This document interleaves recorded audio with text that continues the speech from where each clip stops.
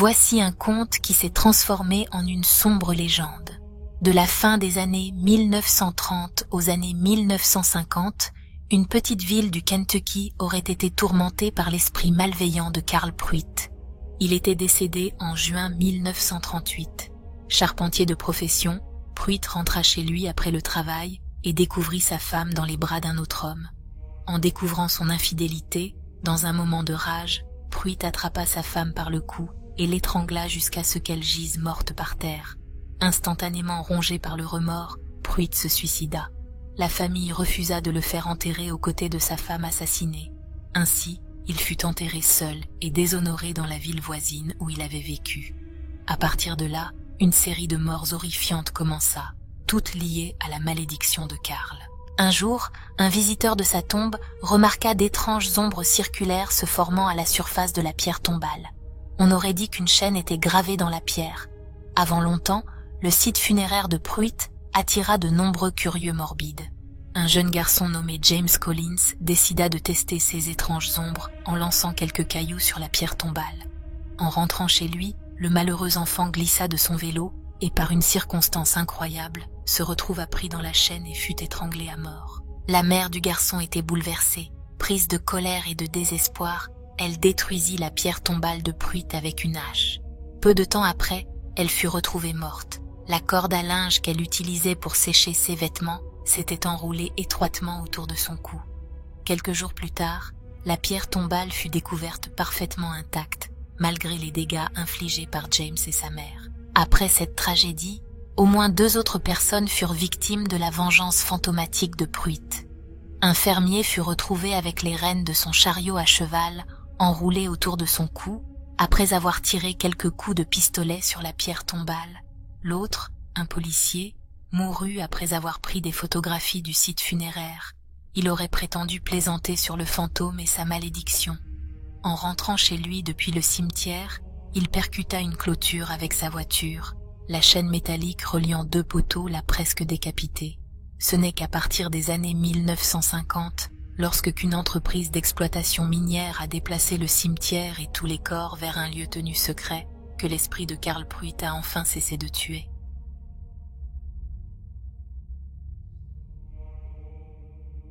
Le 28 septembre 2016, un bordel populaire au Nigeria appelé 50-50 aurait été frappé par un esprit violent qui a tué 2 personnes et en a laissé 6 autres inconscientes. Selon les rapports locaux, les résidents terrifiés ont fui le bâtiment vers 8 heures du matin en criant « Fantôme, fantôme, fantôme !» 2 corps, un homme et une femme, ont été retrouvés par la police dans le bâtiment. Les 6 autres personnes retrouvées inconscientes comprenaient le gérant du bordel. Les personnes inconscientes ont toutes été retrouvées dans des chambres différentes les unes des autres. Plus tard, certains des survivants prétendront avoir été attaqués par des mains invisibles. Une des femmes qui a survécu à l'attaque a révélé lors d'une interview ultérieure qu'elle ne savait pas du tout comment elle s'était retrouvée à l'hôpital. S'exprimant auprès du New Telegraph, elle a déclaré « Honnêtement, je ne me souviens pas de ce qui s'est passé. Tout ce que je peux vous dire, c'est que j'ai dormi dans ma chambre comme d'habitude. J'étais seule cette nuit-là, puis je me suis retrouvée ici à l'hôpital. » Elle a affirmé qu'elle n'était pas sous l'influence de l'alcool la nuit de l'incident. Quelques semaines seulement avant l'attaque fantomatique, plusieurs prostituées qui résidaient dans le bordel ont été contraintes de partir après avoir été frappées par des mains invisibles, ce qui a laissé l'une des femmes inconsciente. Avant cela, il y avait eu des signalements de lits qui étaient soulevés dans les airs par une entité malveillante. Selon le journal Daily Sun du Nigeria, les habitants locaux attribuent les événements violents survenus au bordel aux travaux de rénovation effectués sur le terrain. Avec une telle histoire croissante d'attaques spirituelles, il se pourrait que ce ne soit pas la dernière fois que 50-50 reçoivent une visite de l'autre côté. Entre les années 1933 et 1963, l'île d'Alcatraz, située au large de la baie de San Francisco, fonctionnait comme l'une des prisons fédérales les plus notoires d'Amérique. Cette condition était si épouvantable qu'elle a reçu l'appellation Alcatraz, la réalité cauchemardesque de tous ceux qui avaient eu la malchance ou étaient assez coupables pour y purger leur peine.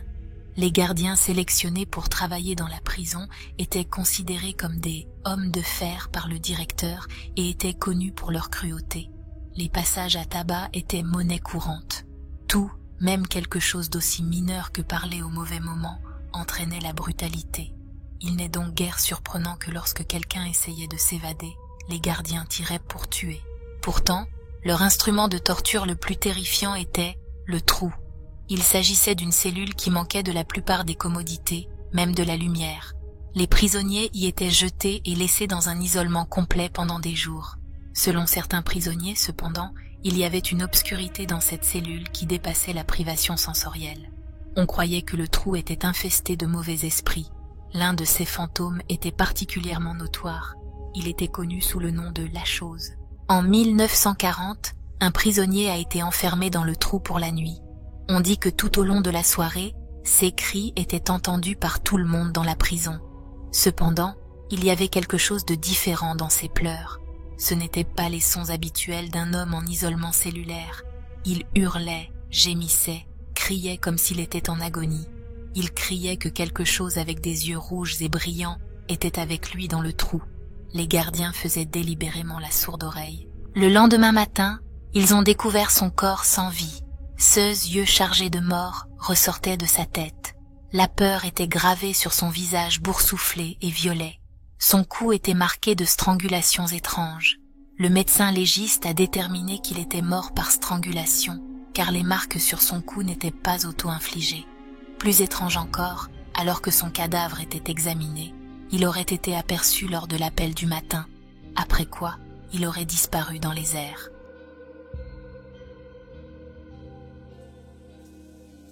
Au début de l'année 2013, la ville de Tha Sawang en Thaïlande rapporta avoir été tourmentée par un esprit vicieux. Elle était connue sous le nom de la veuve fantôme. L'entité a pris la vie de 10 jeunes hommes. Ils sont tous morts en pleine jeunesse, sans aucun avertissement de problèmes de santé antérieurs. Leurs décès furent soudains. Certains sont même morts en marchant. La cause officielle de leur mort est une défaillance respiratoire.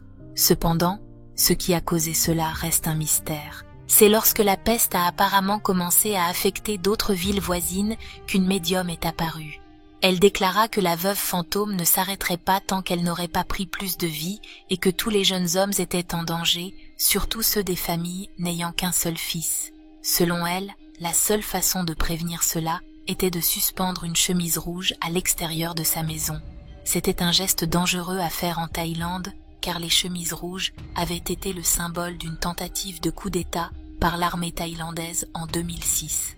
Toute personne surprise en train de suspendre une chemise rouge à l'extérieur de sa maison pouvait être considérée comme un radical politique.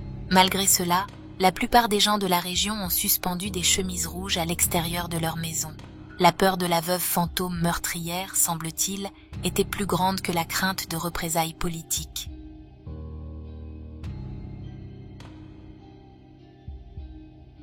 Gaurav Tiwari était l'un des principaux enquêteurs paranormaux de l'Inde. Ayant commencé dans ce domaine après avoir partagé une maison avec un poltergeist alors qu'il suivait une formation de pilote de ligne aux États-Unis, Tiwari était vénéré pour sa méthode scientifique et ses efforts visant à sensibiliser les gens à la paranormalité. Son intérêt et ses compétences l'ont finalement amené à fonder la Société paranormale indienne. Le 7 juillet 2006, Tiwari a réalisé sa dernière enquête paranormale.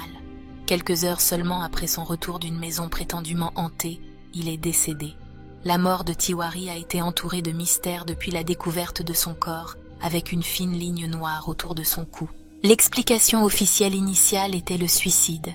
Cependant, sans motif plausible et rapport médical concordant, l'affaire a été requalifiée en homicide. En effet, dans les cas de suicide par pendaison, la trachée se rompt invariablement. Dans le cas de Tiwari, la ligne noire autour de son cou n'avait causé aucun dommage de ce genre. Au cours des mois qui ont suivi sa mort soudaine, certaines personnes ont spéculé sur le fait qu'un esprit vengeur aurait attaqué et tué Tiwari. Ce qui rend cette affaire encore plus mystérieuse, c'est que selon le Times of India, Tiwari avait confié à sa femme 1 mois avant sa mort qu'une force négative l'attirait vers elle. Gaurav Tiwari croyait que la plupart des expériences paranormales étaient psychologiques, mais que de 1 à 2% d'entre elles étaient authentiques. Aurait-il découvert qu'il avait malheureusement raison et, ce faisant, aurait-il découvert que certaines forces paranormales ont le pouvoir de nous causer de réels préjudices, voire de nous tuer?